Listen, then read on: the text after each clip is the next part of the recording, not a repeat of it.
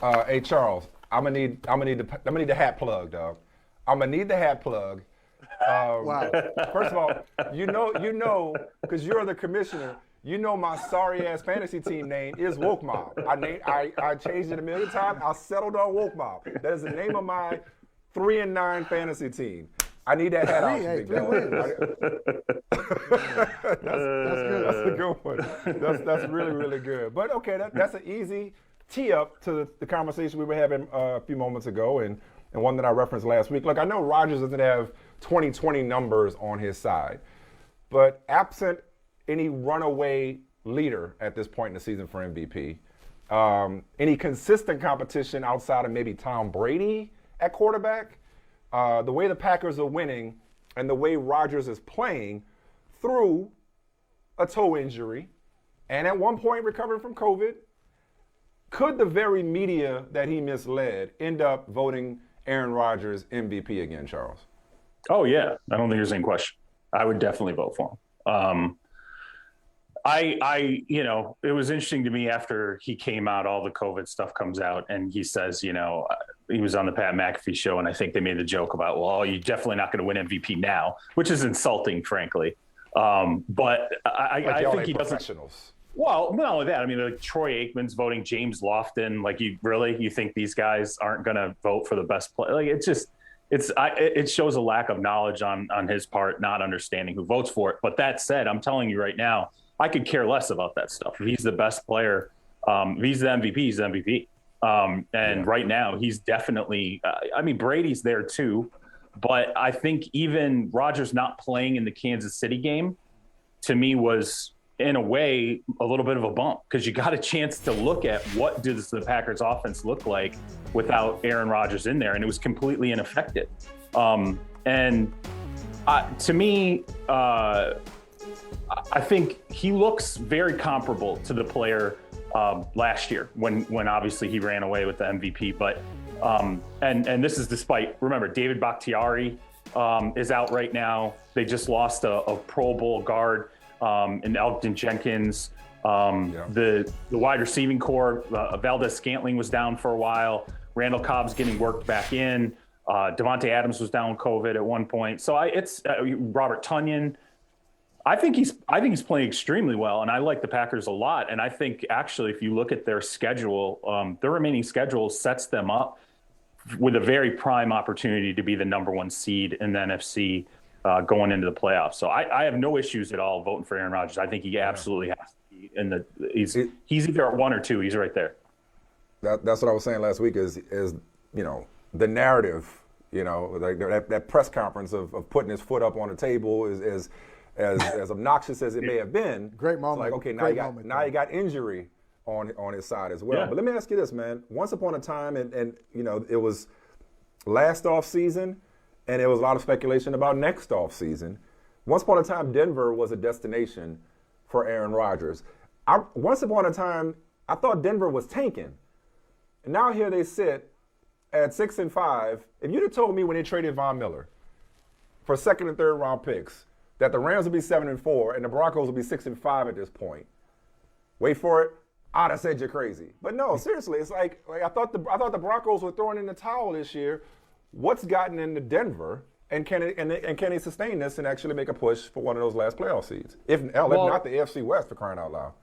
One thing about the Von Miller trade is, we have to be honest, they got a lot. I mean, they paid a lot of Von's salary to go and play in LA, but they weren't going to extend Von. Von wasn't going to get another big contract out of the Denver Broncos, so they were able to get assets. I think we missed the fact that this was a player that wasn't necessarily on the block with the Denver Broncos, but the Rams came out of the woodwork and said, look, if you'll pay the salary, we're going to give you a couple of prime picks for Von Miller. And Denver, knowing that, hey, we're not about accruing 30-plus-year-old players here. We're in a rebuilding mode with George Paton. Not a rebuilding mode, but I think it continuing to build the mode with George Paton.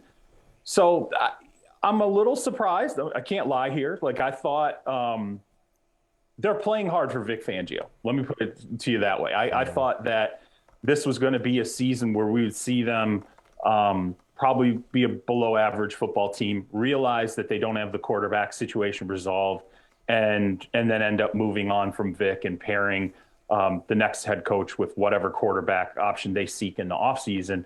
But yeah, they've continued to play really hard. I mean, the defense has always had depth. It's not like here's one thing about Denver. We get so fixated on the quarterback position and we go, Teddy ain't it. Like Teddy's not it, or Drew Lock's not it. That's not the resolution ultimately for this team. They got at the talent quarterback. around him. They do, absolutely. They paid all their receivers. Yeah, running backs, offensive line's pretty good.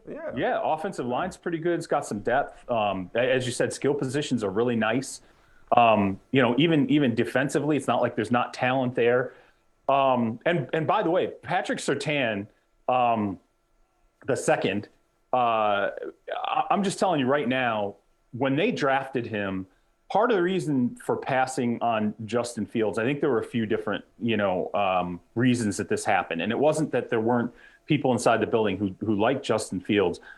But I think, number one, they thought they were going to get a realistic shot at Aaron Rodgers before the regular season rolled around. I think that factored into it. I think some of the evaluation of Justin Fields factored into it. But I'm telling you right now, the corner that they took, they knew and fully felt. And when I went through there in training camp, they were like, this guy is going to be a cornerstone cornerback for us, a number one corner for a really long time. They liked him a lot. So now what you're seeing with all of a sudden people on the outside going, oh, 2 picks and he looks so great. He's looked that way for them since training camp.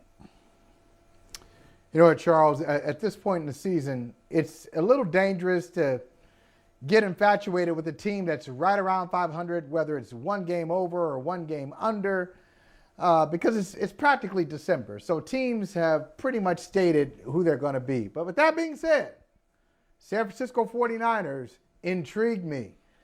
Tell me why I should not be intrigued, or tell me, hey, reinforce my optimism for the San Francisco 49ers. 3 straight games of 37 plus minutes time of possession. Okay. And you know when that started? When they figured out how to run the football. Okay. Getting Mitchell back in the fold, figuring out that Deebo Samuel can be a guy they use in the run game. It completely transformed this offense into what Kyle Shanahan, I think, has wanted to run, what he planned on running coming into the season. But obviously the running back position became a mess. It's crazy. Like every drive is 10 minutes.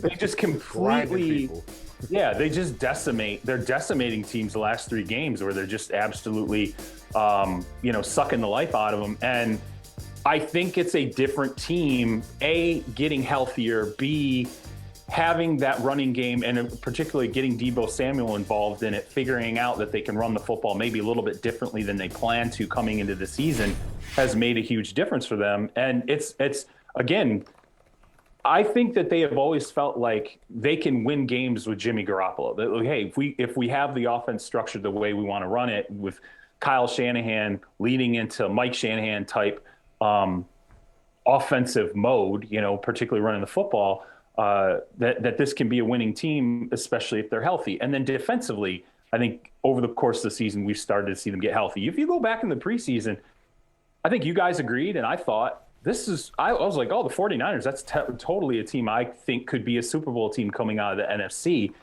But then everything became a mess. The running back position was a mess. They were trying to figure out, what are they doing with quarterback? Is Trey Lance? Are they gearing this toward Trey Lance building into taking over the job at some point during the season? There were defensive injuries. A lot of different things, I think, happened to the 49ers that are starting to, clear themselves up a little bit. And I'll tell you what, if there is a season where a wild card team has the capability to do a New York Giants and win a Super Bowl, it could be the 49ers. I don't think there's any question that I wouldn't want to play the 49ers if this is what they're building into, this kind of momentum into the postseason. We'll see how much time Deebo Samuel misses with that groin injury. Right, the groin. In the meantime, we're going to take a quick break, come back with more from you, Chuck. And so you don't have to share with everybody else. You just tell me offline.